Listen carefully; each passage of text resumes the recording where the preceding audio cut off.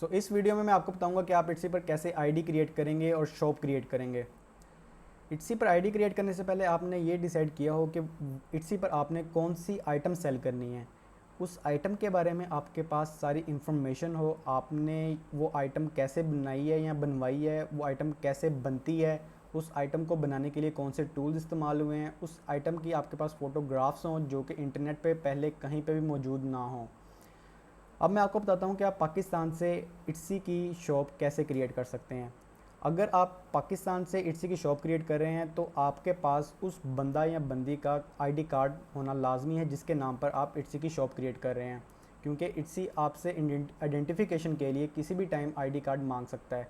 या तो वो आपसे इट्सी आईडी क्रिएशन के दौरान ही आपसे आईडी कार्ड मांग लेगा, या फिर आपको जब आपका कोई ऑर्डर आएगा तो उसके बाद आपको इट्सी मेल करेगा कि आप अपनी आइडेंटिफिकेशन करवाएं। दूसरे नंबर पर आपको कोई भी क्रेडिट कार्ड या डेबिट कार्ड आपके पास होना लाजमी है जिसके ऊपर मैग्नेटिक चिप हो और वो वीज़ा या फिर मास्टर कार्ड को सपोर्ट करता हो। ये क्रेडिट कार्ड या डेबिट कार्ड किसी भी बैंक का हो सकता है और ये क्रेडिट कार्ड और डेबिट कार्ड किसी के भी नाम हो सकता है। ज़रूरी नहीं है कि ये कार्ड आपके ही नाम हो, जो आईडी क्रिएट करा है उसी के ही नाम हो, ये ज़रूरी नहीं है, क्योंकि इट्सी को इससे कोई सरोकार नहीं है।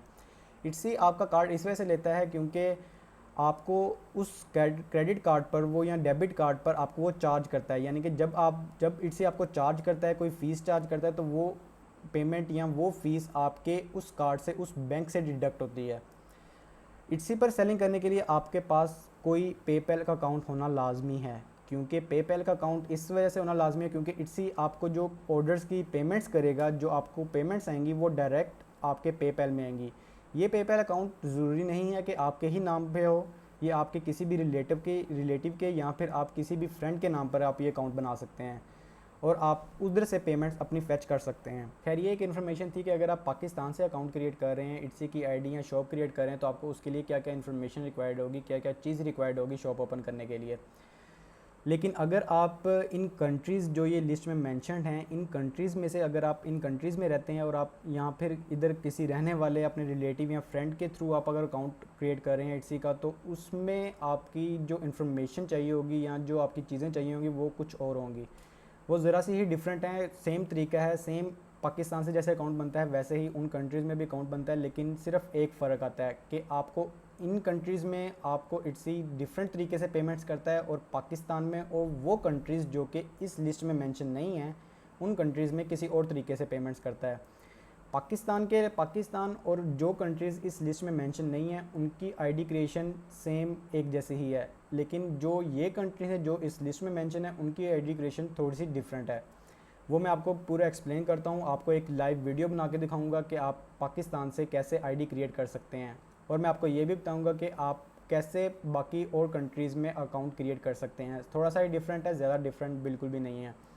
अगर आप इन मेंशन्ड कंट्रीज़ में से अकाउंट क्रिएट कर रहे हैं तो आपकी क्या क्या इन्फॉर्मेशन रिक्वायर्ड होगी, या उस फ्रेंड या उस रिलेटिव की क्या क्या इन्फॉर्मेशन रिक्वायर्ड होगी। Scan copy of ID card and passport, complete address, bank details, bank card details और फ़ोन नंबर रिक्वायर्ड होगा। So let's start the live ID creation of Etsy from Pakistan.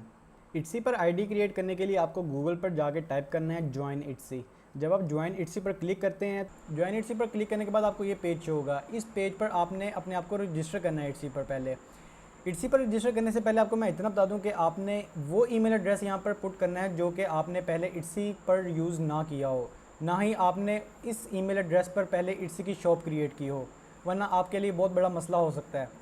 अब आपने यहाँ पर न्यू ईमेल एड्रेस पुट करना है, उसके बाद आपने फ़र्स्ट नेम पुट करना है जो कि आपने अपने क्रेडिट कार्ड पर लिखवाया हुआ है। उसके बाद आपने पासवर्ड क्रिएट करके आपने रजिस्टर कर लेना है अपने आप को।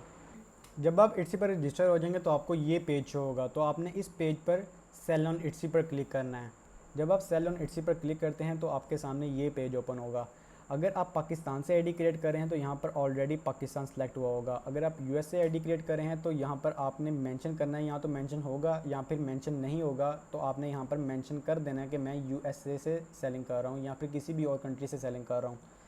उसके बाद आप यहाँ से शॉप करेंसी सेलेक्ट कर सकते हैं। यहाँ से आप कैनेडियन डॉलर भी सिलेक्ट कर सकते हैं, यूएसडी डॉलर भी सिलेक्ट करते हैं, यूरोस भी सिलेक्ट कर सकते हैं, ब्रिटिश पाउंड सेलेक्ट कर सकते हैं, और कोई भी अगर आप करेंसी सेलेक्ट करना चाहते हैं जो कि आपकी शॉप की करेंसी हो। शॉप करेंसी वो होती है कि जो आप आइटम्स की प्राइस लिखेंगे वो कौन सी करेंसी में लिखेंगे, यानी कि डॉलर्स में लिखेंगे, पाउंड्स में लिखेंगे या किस करेंसी में लिखेंगे, वो यहाँ से आप सिलेक्ट कर सकते हैं। अगर आप यहाँ से सिलेक्ट कर लेते हैं ये USD डॉलर जैसे कि मैंने सेलेक्ट किया हुआ है, ये करेंसी आप आईडी क्रिएट करने के बाद भी चेंज कर सकते हैं। उसके बाद आपने यहाँ पर ये सिलेक्ट करना है कि selling is my full time job. उसके बाद आप सेव एंड कंटिन्यू पर क्लिक करेंगे। सेव एंड कंटिन्यू के बाद आप अपनी शॉप को नेम देंगे, यानी कि आप जो आपने अपनी शॉप का नाम रखना है वो आप नाम लिखेंगे यहाँ पर। जैसे कि मैंने क्वालिटी गुड्स पीके लिखा हुआ है। यहाँ पर अगर अवेलेबल होगा, अगर इस नाम की कोई शॉप क्रिएट हुई होती तो इट्सी मुझे कभी भी अलाउ ना करता ये शॉप का नाम रखने के लिए।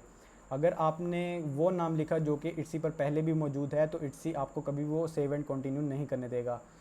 तो आपने जो ये नाम रखना है वही आपकी शॉप का नाम होगा और वो आपके ब्रांड का भी नाम होगा। तो जब आप कोई नाम डिसाइड कर लेते हैं तो वो अवेलेबल होता है इसी पर, तो आपने आगे सेव एंड कंटिन्यू करना है। जब आप सेव एंड कंटिन्यू करते हैं तो आप स्टॉक योर शॉप पे आ जाते हैं। स्टॉक योर शॉप में आप वो लिस्टिंग्स अपलोड करते हैं जो आपने सेल करनी है, वो आइटम आप अपलोड करते हैं जो आपने सेल करनी है। अब याद रहे कि आपने स्टॉक योर शॉप में जब लिस्टिंग्स अपलोड करनी है तो उन लिस्टिंग्स में आपने A to Z इंफॉर्मेशन दी हो कि ये आइटम कैसे बन रही है।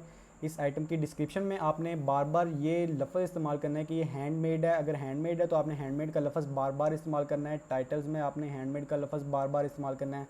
जैसे कि मैंने हैंडमेड लेदर पर्सेस को मैंने लिस्टिंग की है और मैंने बार बार मेंशन किया है यहाँ पे कि हैंडमेड लेदर पर्स है, हैंडमेड लेदर कार्ड पर्स है, यानी कि आपने एक एक चीज़ मेंशन करनी है यहाँ पे। अगर आप क्राफ्ट सप्लाइज़ की लिस्टिंग कर रहे हैं तो आपने क्राफ्ट सप्लाइज़ क्राफ्ट सप्लाइज़ के बारे में जो आप ये आइटम क्राफ्ट सप्लाइज़ की है, आपने ये कैसे आइटम बनाई है, आपने उस आइटम के बारे में डिस्क्रिप्शन में एक एक चीज़ अपलोड करनी है। लिस्टिंग्स कैसे अपलोड करते हैं आप स्टॉक योर शॉप में, वो मैंने अपनी आगे वीडियोज़ में बताया हुआ है कि डिटेल इन्फॉर्मेशन है उसमें कि आप इट्सी की लिस्टिंग्स कैसे लगाते हैं और इट्सी की लिस्टिंग लगाने का तरीका क्या है।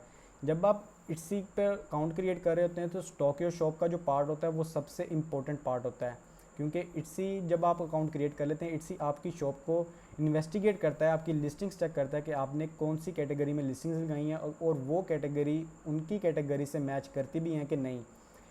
तो आपने इस चीज़ का ख्याल रखना है कि आप वो कैटेगरी की लिस्टिंग लगाएं जो कि इट्सी अलाउ करता है। जब आप लिस्टिंग्स कर लेते हैं,